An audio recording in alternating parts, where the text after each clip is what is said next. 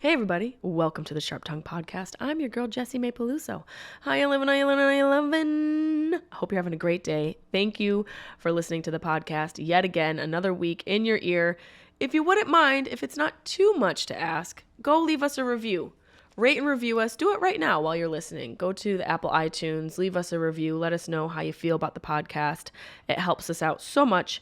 And if you'd like to email us suggestions of guests, topics, or even a question you'd like answered or some advice you need, email us at JessimaePelusoComedy@gmail.com. And take it a step further, you want to call us and leave a voicemail on the podcast? Go ahead and do that. 513-916-0930. That's 513-916-0930. Leave us a message and just know that it will be played on the podcast, unless otherwise noted.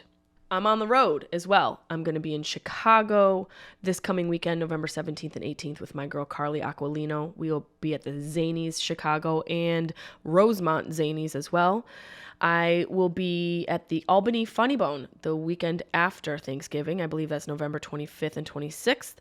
That's Albany Funny Bone in the mall there. And I will be at the Comedy on the Carlson in Rochester, New York, December 15th and 16th, I believe, wrapping up the tour in Syracuse, New York at the Funny Bone on the night before New Year's Eve and New Year's Eve.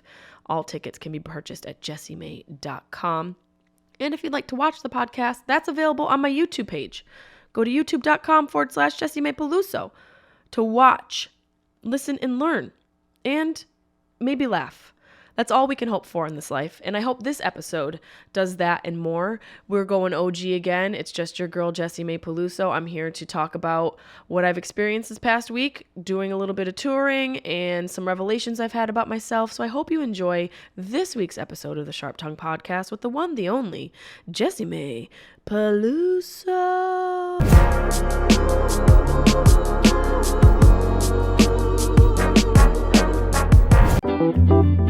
Sharp Tongue Podcast.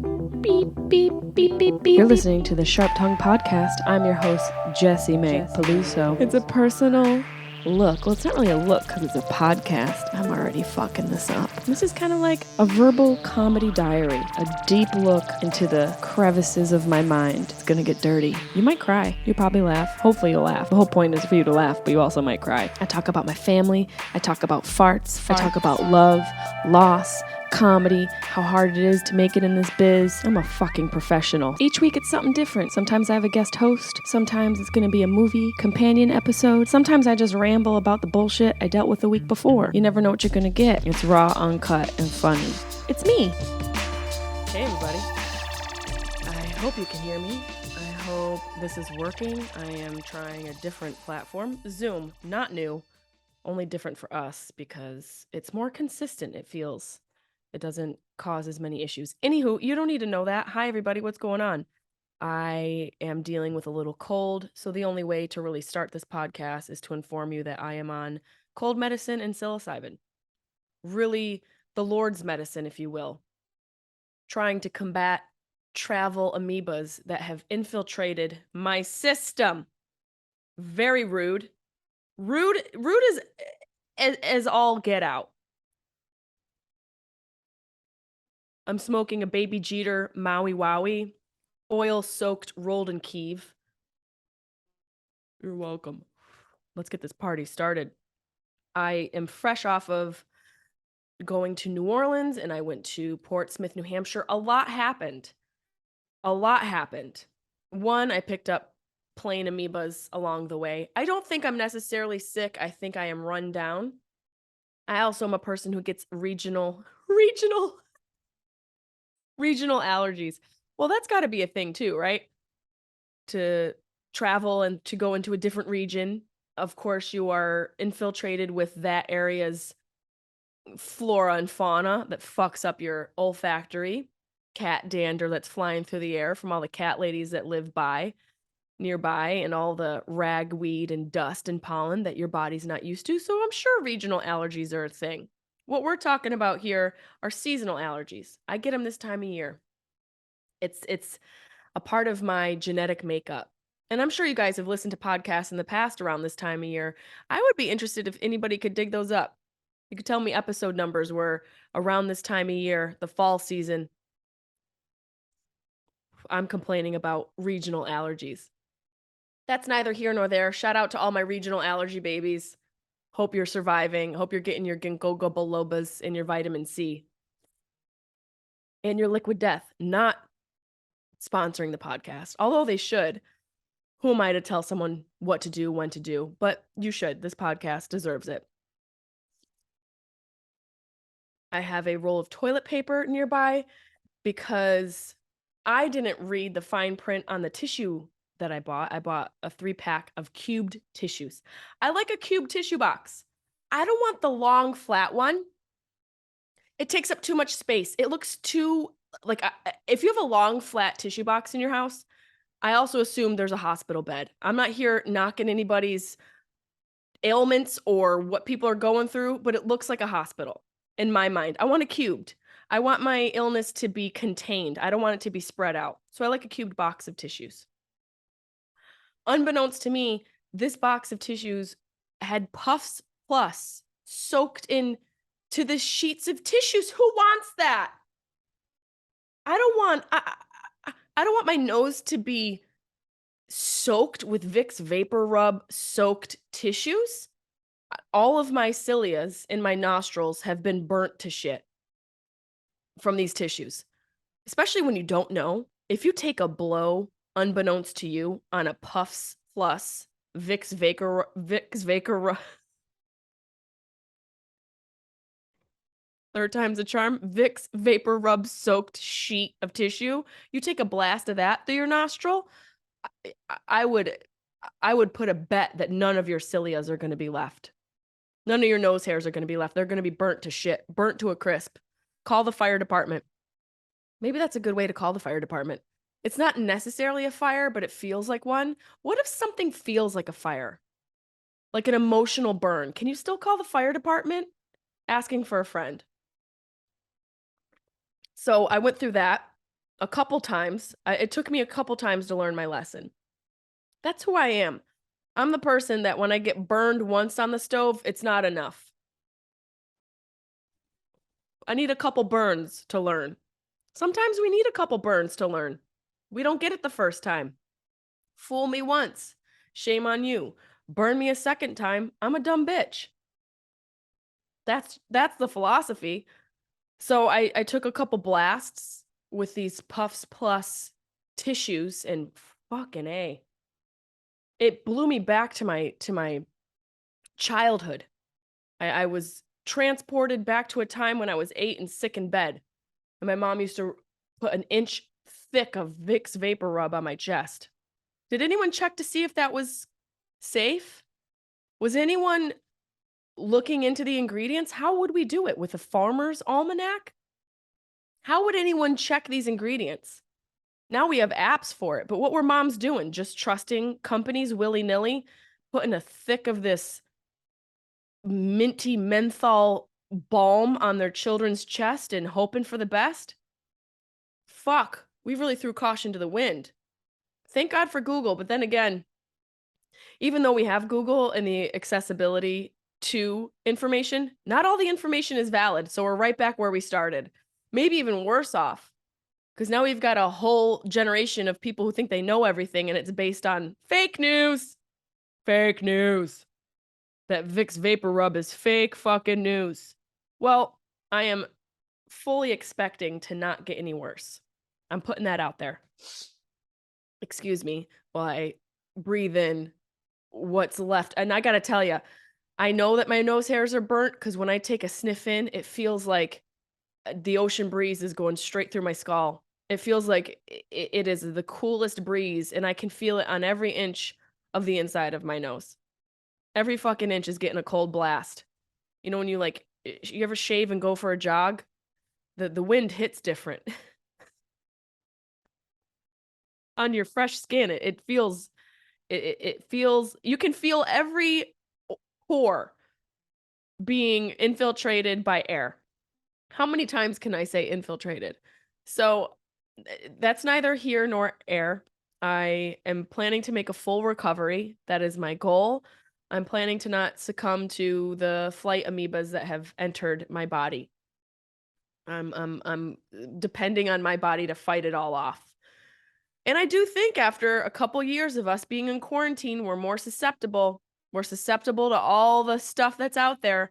I just was talking with Tully on our podcast, The Deuce, and he's got hand, knuckle, and foot, whatever that weird ass, as he called it, Dr. Seuss disease is.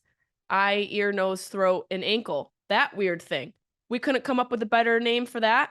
We've got all these fancy disease names, and someone just dropped the ball. I got nothing. What are we gonna call it? I don't know, Gregory. I just named dysentery, celiac disease, in Steven Johnson's. I got nothing left. How does it affect them? Their ear, foot, and nose. Well, it's the ear, foot, and nose disease. Somebody was exhausted that day. That disease got named. That disease really didn't get its due diligence. Honestly, it was taken advantage of, and it wasn't given what it deserved. And I'm sorry for the ear, nose, foot, and ankle disease that you were left with that alias. It's a lazy name. And I think we should bring this to the Supreme Court and have it looked at. This is a serious issue we all need to focus on. So more people I'm hearing in my peripheral life, people who have children, are getting this eye, nose, and throat open sore, open wound disease that I'm convinced was originated on Noah's Ark. This sounds like some shit that's in a barn. Why is it in your house? My neighbor's got it.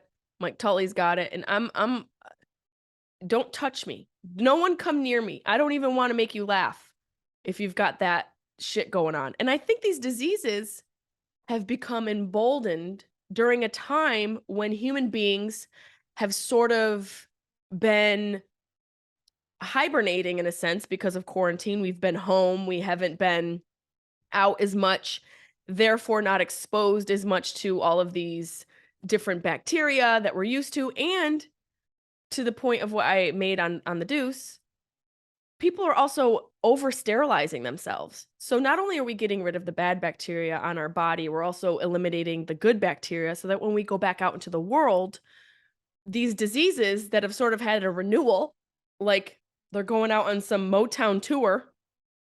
You know, you ever see those bands that come back around? Like even like Fleetwood Mac, like the Fleetwood Mac reunion tour. That's the same as like ear, nose, and throat showing up. They haven't been around. They want to get back together. They think there's an audience for it. And we go out in the world and it attaches itself to us. Boom. Dr. Seuss disease in your ear, your nose, and your throat. Is it ear, nose, throat, ear, foot, ear? Is it even the ear? Eye, nose, foot. There's a foot involved. 1 foot, 2 foot. One thing, two thing. It's the Dr. Seuss disease, and it's out there and it's coming for you and your kids. Stay the fuck home. Stay the fuck home, everybody. So hopefully I don't have that. I was in New Orleans, had never been to New Orleans. Amazing city. Smells like an open wound. Speaking of open wounds, it's the French Quarter smells like the time that ear, nose, and foot. Is that what it is? It smells like the day ear, nose, and foot was discovered. And this is no diss to New Orleans. Look, your architecture, your people, your food, your culture, your music is chef's kiss. Chef's kiss. The aroma surrounding the French Quarter smells like war. And I don't even know what war smells like. I just can't imagine that it's a nice smell. I'd rather shove Puffs Plus in my nostrils than smell the French Quarter. But because it's such an interesting, unique, and vibrant city or place in the world, you grin and bear it. Even though that those aromas literally slap you in the face, you grin and bear it. Walked through the French Quarter. I had my first ever jambalaya. Had never had jambalaya before. In all the years of traveling, all the countries I've been, all the places I've been, New Orleans is such a unique city. It's definitely a result of the cross worlds of so many cultures, so many different cultures and so many different influences, this literal melting pot of culture that has given birth to this unique place in our country. It's one of the coolest places I've ever been to. Never, ever had jambalaya. Delicious. I wish we could remember where we went. It was the Gumbo Shop. I believe that was the name of the restaurant. Shout out to the Gumbo Shop. And I had jambalaya. Oh my God, I had whiskey bread pudding. Yo, bread pudding. It's soggy bread. It sounds like it shouldn't be as good as it is. It's sweet, soggy bread, which is what a lot of people were called in high school. And it triggers them to hear. But once you put that soft, sweet, soggy bread in your mouth, gosh darn it, if you don't have a conversation with God, I don't know. I don't know what you're doing wrong. Delicious with a little whiskey. Damn, food is delicious. And the food there was delicious. A little jambalaya, a little bread pudding. I had a glass of red wine. Not doing too much because tomorrow is my recap spec scan with Dr. Amen, and we will get into that towards the end of the show. We'll talk about Dr. Amen. I only had a little bit. Red wine has flavonoids, has some antioxidants. The Romans drank it. My ancestors, shout out to my Dago ancestors. I had to have some with the jambalaya. I simply had to. I couldn't not. And so I did. And it was one of the most delicious meals I had had in so long. And then we walked around, and it was nice because it wasn't Mardi Gras. I will say that I think everyone should experience as much as they can in their life. I believe you should have a bucket list. And I believe you should put things on like the Las Vegas Strip, even though I have no fucking desire to go. I believe you should put things on like New Orleans, Mardi Gras. Certain things should be experienced before you die. And I, having gone to New Orleans, and also having traveled so much in my life, I don't think I need to experience it, but I would love you guys to, and just report back and tell me if I should or not. Because the idea of just showing tits and only getting plastic beads, what are you girls doing? Your titties are just worth plastic? Come on. No way, sis. No way, Jose. Not these perfect 34Cs. One's a little bit bigger than the other. Thank you, Mother Nature, and the cis that won't leave me alone. But these are worth way more than plastic beads. Somewhere down the line, someone's got to change this tradition. And here I am talking shit about it. I should know about it. I definitely should have researched this a little bit. Let's see. Beads for boobs tradition. Let's see if there's anything on here. New Orleans. Before I talk some shit, maybe there's something that makes sense about it. The history of flashing for beads in the Mardi Gras.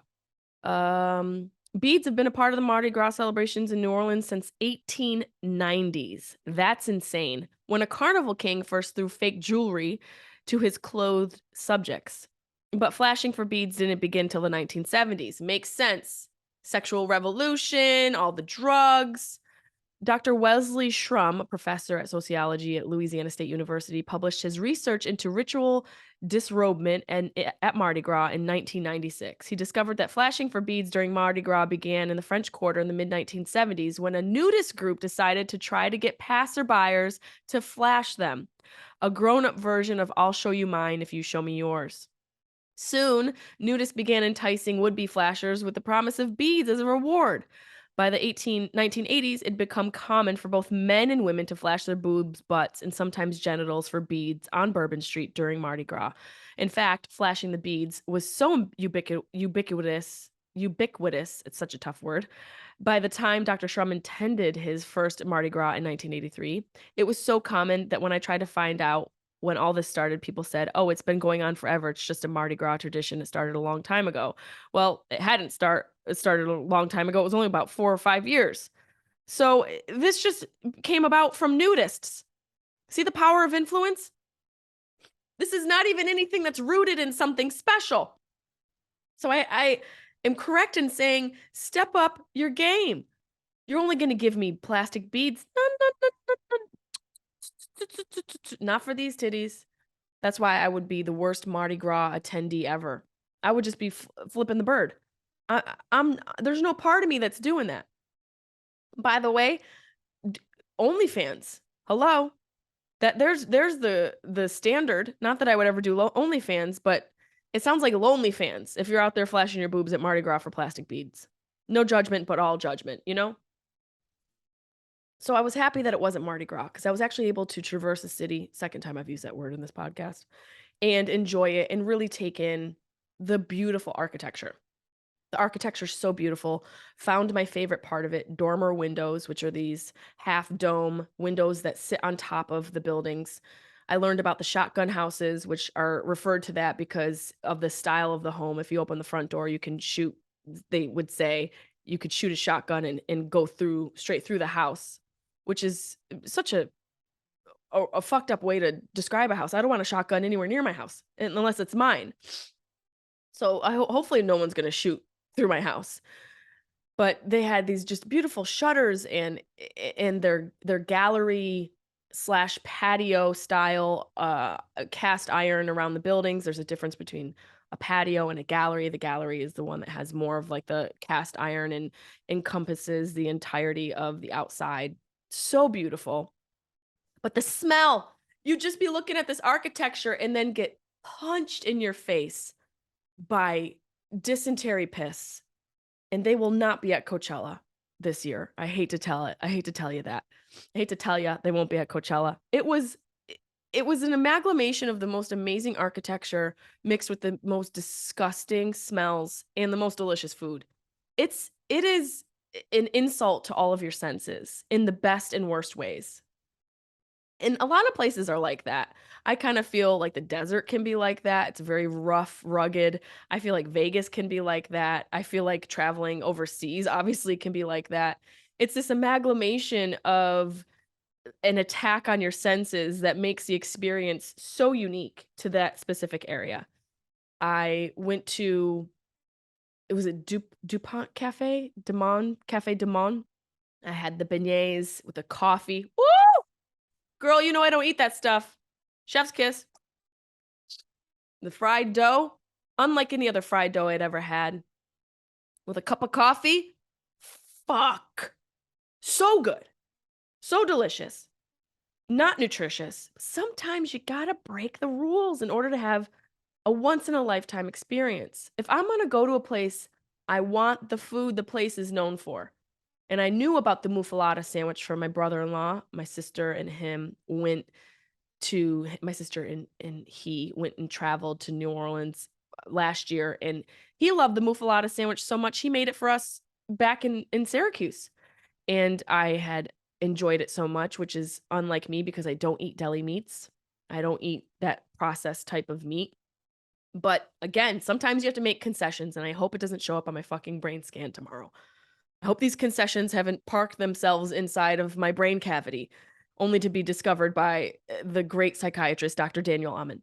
He'll probably be like, it looked like you had a muffalata in your prefrontal cortex. And I'll be like, fuck you, New Orleans, shit.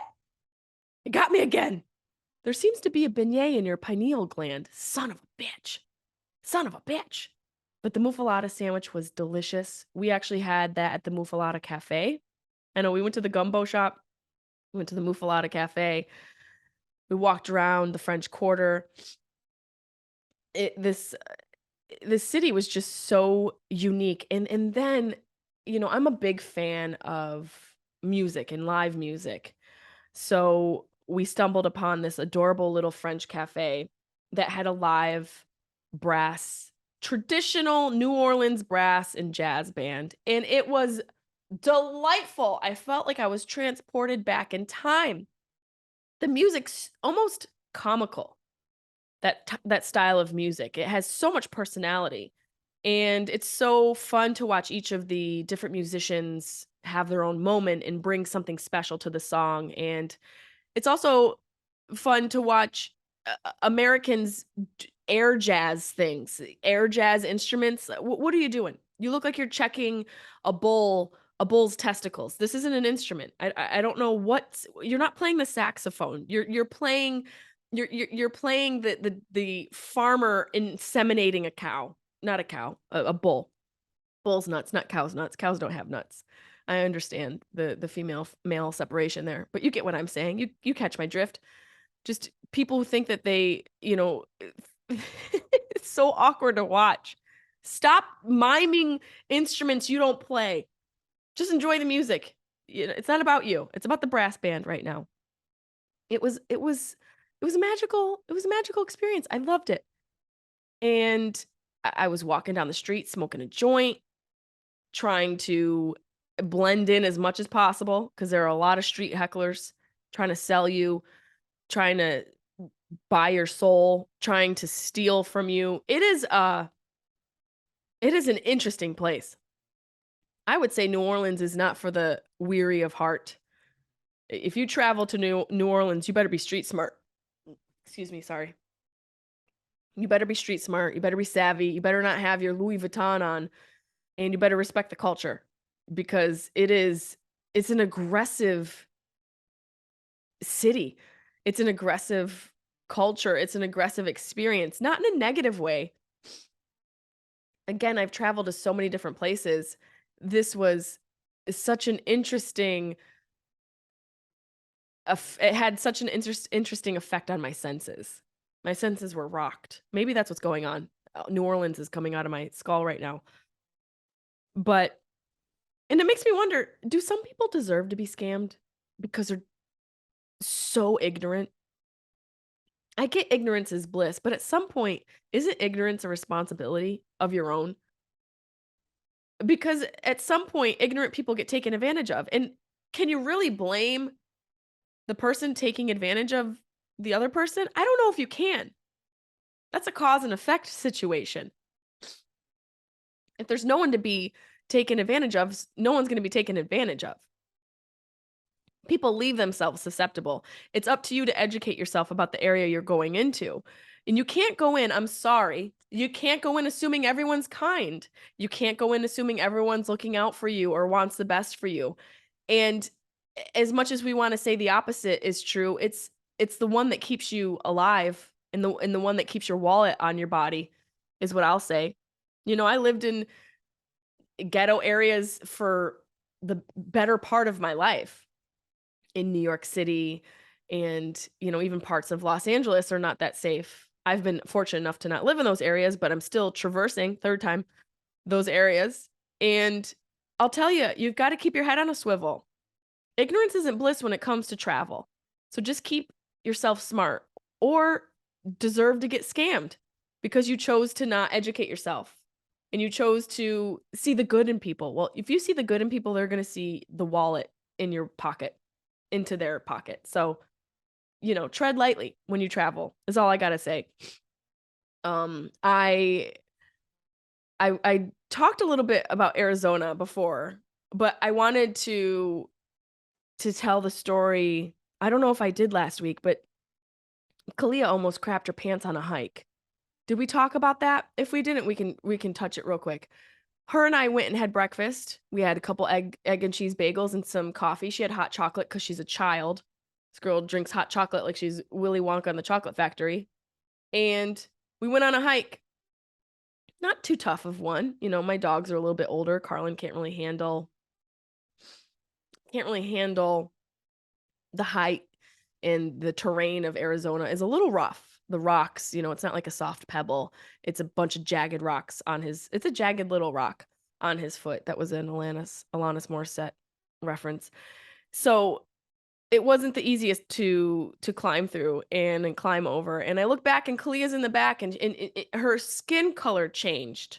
She just looked clammy. And I was like, "You okay?" She's like, "Yeah, I'm fine." And she was playing it tough. I didn't realize until after, you know, traveling a little bit more. And Carlin kept looking back. You know, dogs can sense things. And I stayed back and I was like, "What's going on? How are you?" She's like, "Man, if we don't stop, I think I'm gonna crap my pants." I was like, "Well, damn. Damn, sis, how long have you felt this way? Why haven't you told me? This is an emergency situation. I don't need to hike that bad." And what a great friend that she's willing to crap her pants for my hike enjoyment. But damn, no. It was a real learning moment for her and I as friends. Like, girl, crapping your pants trumps anything else. Truly, it trumps anything else. Oh, my end music is playing. Sorry, guys, I'm not done yet. I don't know why my end music is playing. Oh God. So, you know, she was trying to take it like a woman, hiking and needing to crap. And I was like, "Listen, anytime you need to poop, girl, that's what we're gonna do. I don't need to see the top of this mountain. because I don't want your poo-poo pants in my car. I don't know if we told that story, but I felt the need to tell you that that's how much of a champ she was. That's how much of a special person, special friend she is, that she was willing to almost crap herself so that I could finish my hike. Man, what's that say about me?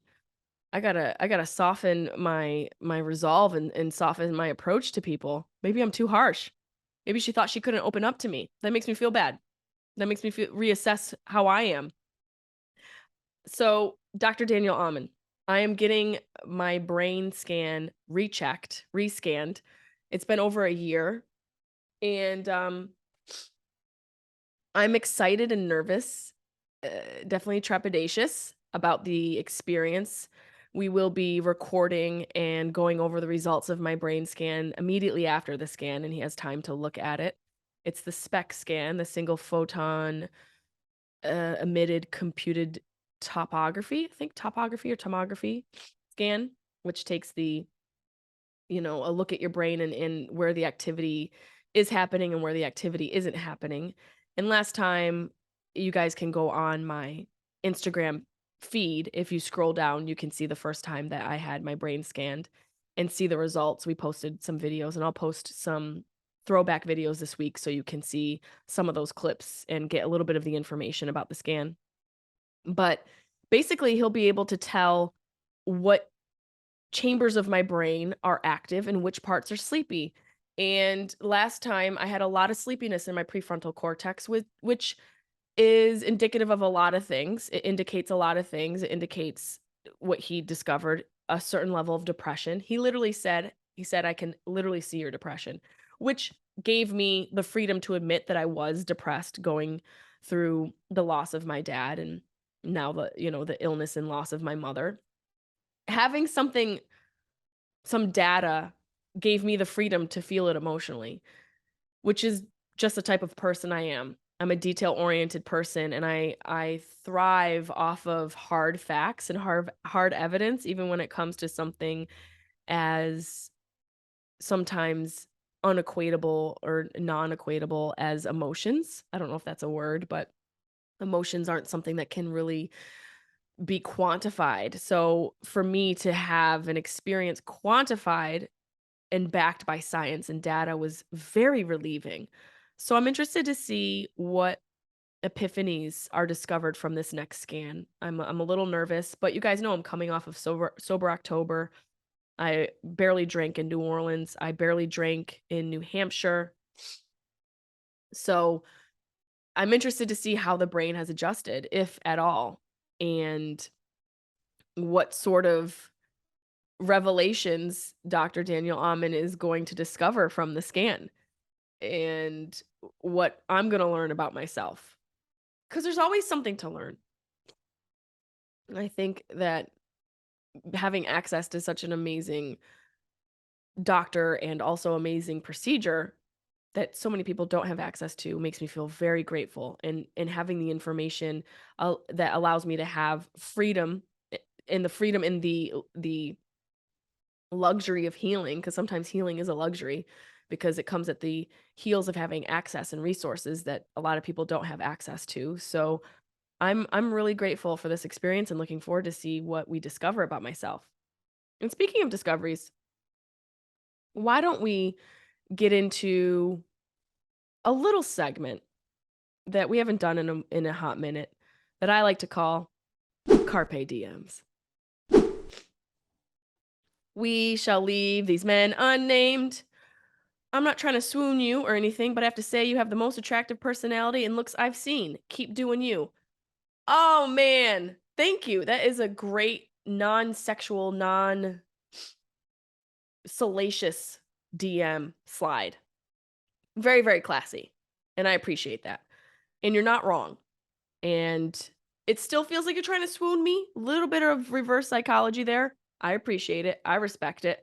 But the delivery was very classy. 10 out of 10. Let's see what we have next. Here we go. This guy says, "You're fucking awesome." Hey, you're fucking awesome. It sounds like I got friend zoned by a lot of you and I'm not mad at it. You're fucking awesome. I appreciate you. I feel like I'm getting this is it's like some sort of scam that these people maybe don't realize who they're messaging or what they're messaging for, or I'm just going to accept it and appreciate it. This guy says you're the best. You know that? Is this what they call sliding in the DMs? Yes, it is. You're sliding in the DMs wonderfully, sir, with a very teeny tiny tank top and big muscles. Good for you. Good for you putting the skin on display and keeping it classy. You guys are literally keeping it classy. This is the nicest Carpe DMs we've ever had. Let's see what else we got. I know you don't need one, but I'd be your man. Oh, here we go. It's a slippery frickin' slope, guys. It's a slippery slope. Okay. Look, we know I'm celibate, so as long as you're cool with that, you're still not going to get anything because this is not how it works. This is just a fun segment to bring the guys in and show what messages girls get sometimes. And I got to say, these don't feel like the status quo, and I'm not mad at it. This guy says, "Hey, pretty lady." Now that to me is a very cute cat call. A cat call you might hear in like Kansas, like the town where my ex lives, Beloit, Kansas. Some guy might yell that to you from a John Deere. "Hey, pretty lady." And you think it's sweet, but in his mind, it's still not. Like what he's really saying is, "I'd sure like to, I really would like to fertilize your crops." But what comes out is, "Hey, pretty lady." And I'm not mad at it. I am not. Let's get another one. "I'm a restaurant owner trying to put you on the menu." Okay. Yes. And let me tell you, this dish is worth a lot more than plastic beads in the French Quarter. These people gotta pay to play. And even then, you don't get to play or eat. Nothing is gonna be eaten by me. Only my soulmate. Only the next man I meet who is going to be my soulmate, that's why I'm celibate, will put me on his menu. But thank you. What would we call me if I were a dish? Probably the scoozy. Ah, like forget about it comes about in my mind, but that's not my thing. Scoochimagooch. That doesn't really sound appetizing. Peluso sausage sandwich.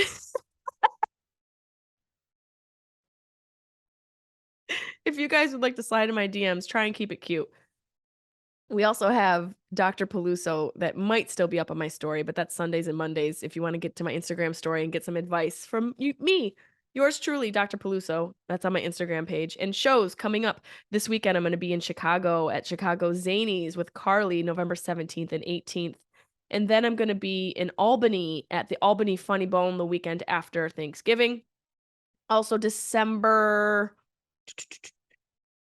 I'm going to be at Comedy on the Carlson, December 16th and 17th, rounding up my tour at the Funny Bone in Syracuse, New York for the day before New Year's Eve and New Year's Eve. You can get tickets at jessimae.com.